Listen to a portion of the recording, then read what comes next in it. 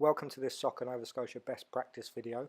The aim of this video is to give clubs or organisations an idea of how you can structure a program that has large numbers that maybe isn't necessarily team based. So maybe it's something like your mini program, player pools within an age group, or the upcoming skill centres. Hopefully this video can give you some ideas on how you can go about structuring something like that with the resources that you have within your club. So the footage you're about to see was actually taken from a March break camp that we hosted here at Soccer Nova Scotia. On this particular morning that we filmed this, there were 95 kids on the field, both male and female, aged 8 to 12. From the 95 players, they were broke up into 6 groups of roughly the same number, but based primarily on their age and stage of development. This is a great way of doing it because it allows you to move kids to different groups as and when you need to, based on their developmental needs. So as I mentioned, we had 95 players split into groups of roughly 15 or 16 players. At a club, for example, this could be a single age group within a mini program. It could be a whole U12 group in a skill centre. So it's really easy to manage. If you only have 40 players, then rather than have 6 groups, you may only have 4 groups of 10. It comes down to what works for you and your numbers. So to give you some information on how we actually managed this program on this particular day. The session itself was an hour and 15 minutes long. So with 6 stations, each station was just under 10 minutes. So if you started at station 1, you'd do about 9-10 minutes there, then move on to station 2, do 9-10 minutes there, move on to station 3, etc., etc.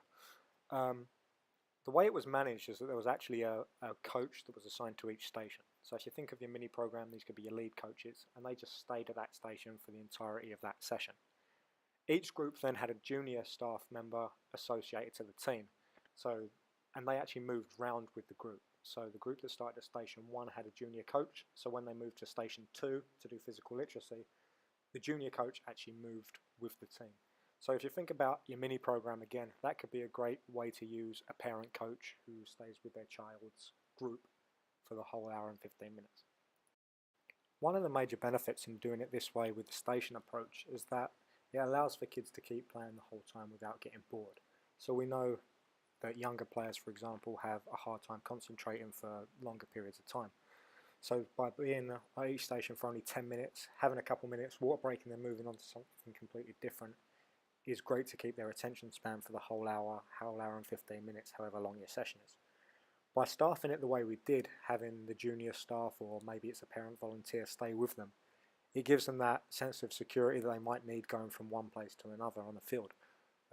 On the flip side, having someone completely different run a station every 10 minutes also helps keep the kids engaged and keep their attention.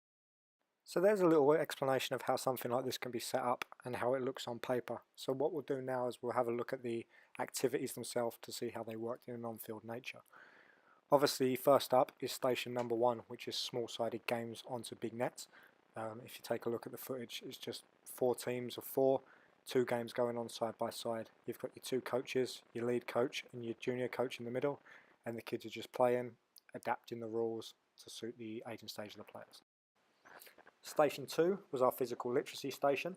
So you can see from this footage you've got players weaving in and out of cones, in that pole, going over hurdles, ladders, just basic physical literacy stuff. You can build soccer balls into it as you go on, depending on the age and stage of the players. Station number 3 is shooting. It was really difficult to get any good footage of that because of the glare coming in from the windows behind to the side. So you can just see the coach demonstrating in this example shooting drill. There's a couple of goals. It actually built into a 1v1 where they were competing for the ball and shooting. So plenty of activity, even though there's a lot of players there. Station 4, similar to Station 1, small-sided games, but this time they're playing on Pugg nets.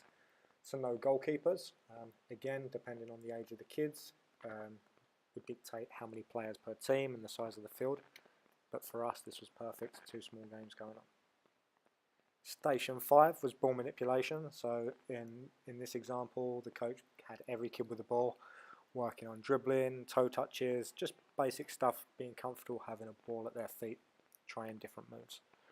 And finally on to Station 6, which was our possession. In this instance, it was possession to a target.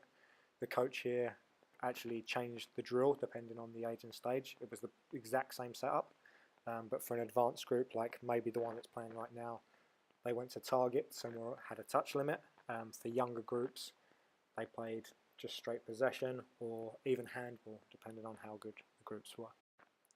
So there you have it, a quick demonstration on what a best practice station-based session can look like. Hopefully it's given you a few ideas on things you can do for your own programs within your own organizations. One of the striking things from this particular camera angle is just how much extra room there is on the field right now. It certainly doesn't look like there's 100 kids all on the field at one time. So I think that it goes to show you that if you can structure your program effectively and organize it well, it's actually not that difficult to manage a large number of players at any given time. For more information about stuff like this, you can visit the Soccer Nova Scotia website. There's a best practice resource manual that gives information about how long sessions should be for each age and stage of their development, what kind of things they should be doing. There's actually curriculums on our website, so sessions you can print out and use for your own clubs. And if there's any other questions about this or anything else grassroots related, feel free to give me a shout, grassroots@soccerns.ca, and I'll do my best to answer any questions or concerns you have regarding the program. Thanks for taking the time to watch this.